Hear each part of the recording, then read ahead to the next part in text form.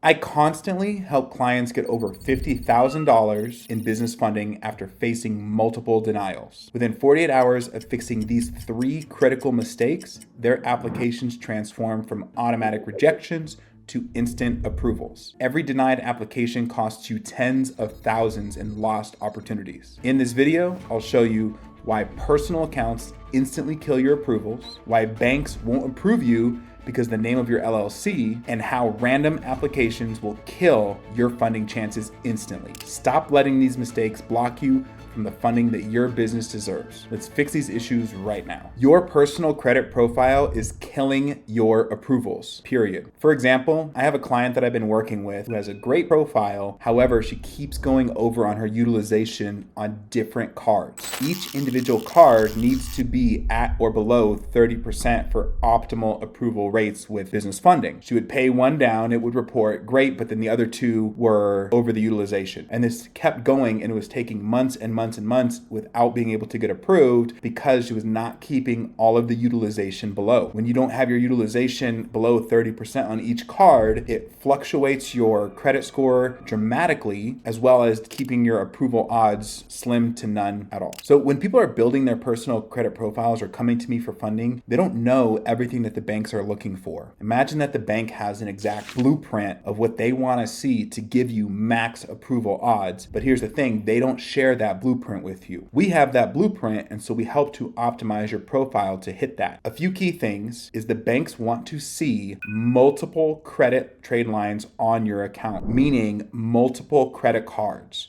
3 to 5 is ideal.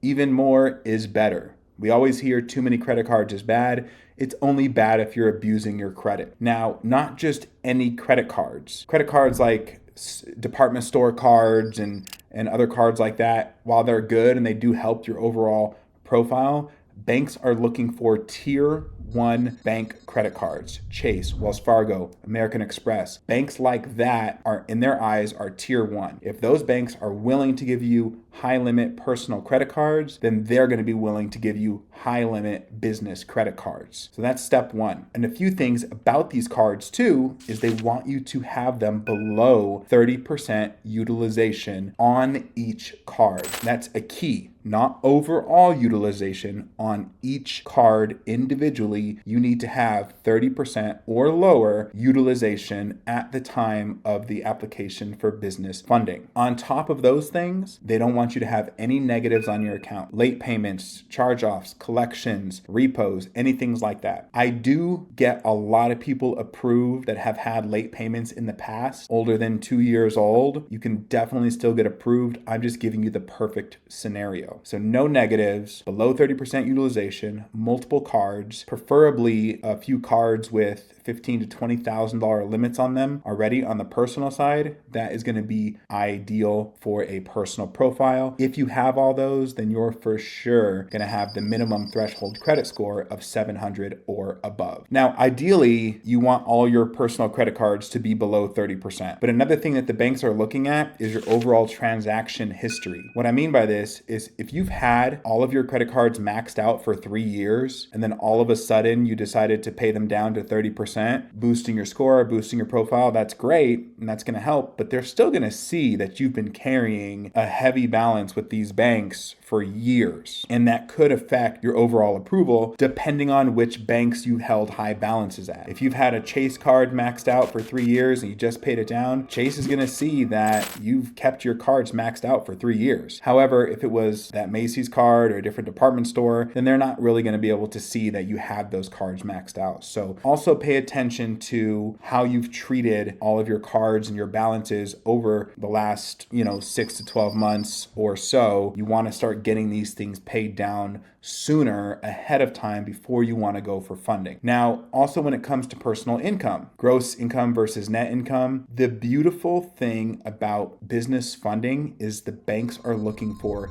stated income, which means that they're not asking you for proof and W-2s and payment or work history. It's all stated income. So these are the things that we help you to do, is to know what numbers to put based on all of these different key factors that I've told you about, but they're not actually going to be asking you for proof of income, as long as you don't go extreme and say you make $2 million a year when you really make $75,000. They're going to probably know. But if you make $75,000 and we put that you make $150,000, no big deal, okay? But you didn't hear that from me. The wrong business structure is an automatic denial. Risky LLC names kill applications. For example, we have a client who named his LLC Zillow King. Not only is this illegal because it's Zillow's name, but it shows that you're doing real estate investing, something along those lines. This is a high risk business entity for banks to even want to touch. The biggest way to avoid your LLC, your corporation, of being in a risky category is to use general names. Something with the word consulting in it, something with the word marketing in it, something with the word management in it. A lot of the companies that we do funding for that are in real estate investing, we have them switch it to a property management style LLC because there's no risk. All you have to do is think about what your business does.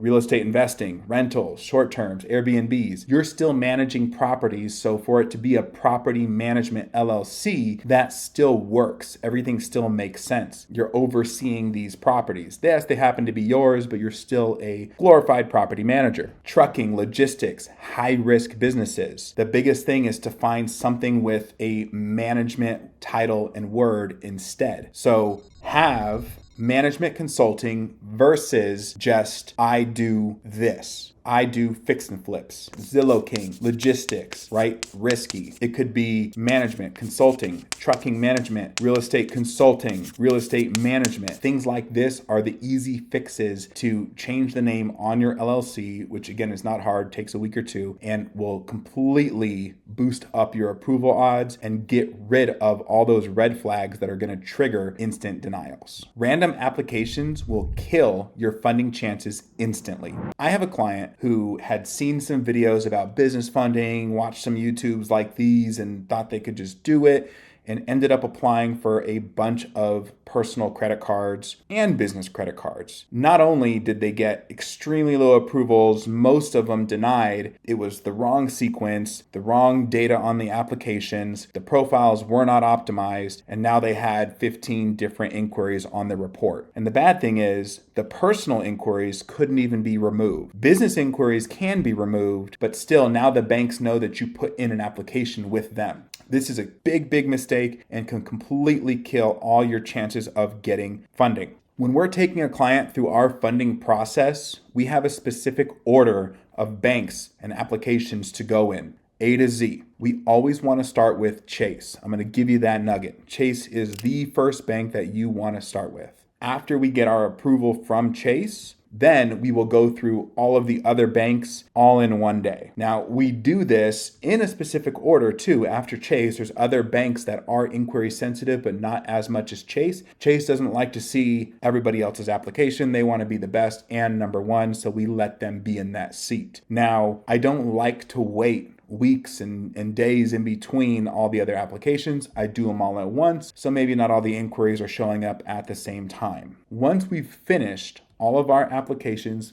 with the different banks, and the banks do vary depending on what state and region of the country you're in, but Chase is always number one. You're going to be kind of timed out now for funding for quite some time. If you do have another LLC and do have other corporations, you can get funding on those, but you're going to want to wait at least 3 to 4 months before going for funding on that other LLC because those banks just gave you a bunch of money. You want to let some of that stuff take some time to rebuild and show them how you treated that first round of funding that you did.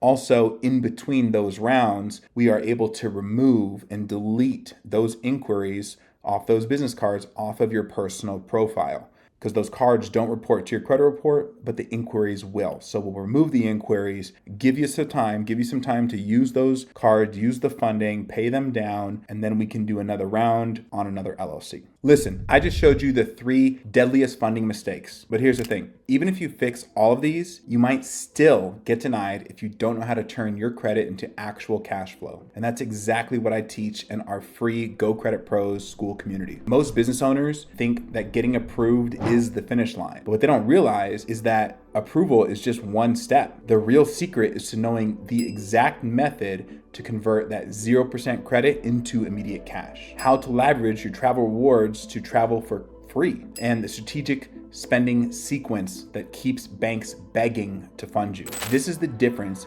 between getting a credit line that sits there and building a cash flowing machine that scales your business. Right now, over 300 business owners are inside of Go Credit Pro's community, and they're already using the exact strategies. Plus, they get access to weekly live Q&A calls with our funding specialists, daily support from our expert team, real-time updates on new funding opportunities, step-by-step training on converting credit into cash. It's completely free to join. Just click the link below to get instant access. Don't let your funding journey stop at just getting approved. Learn how to turn that approval into real business growth.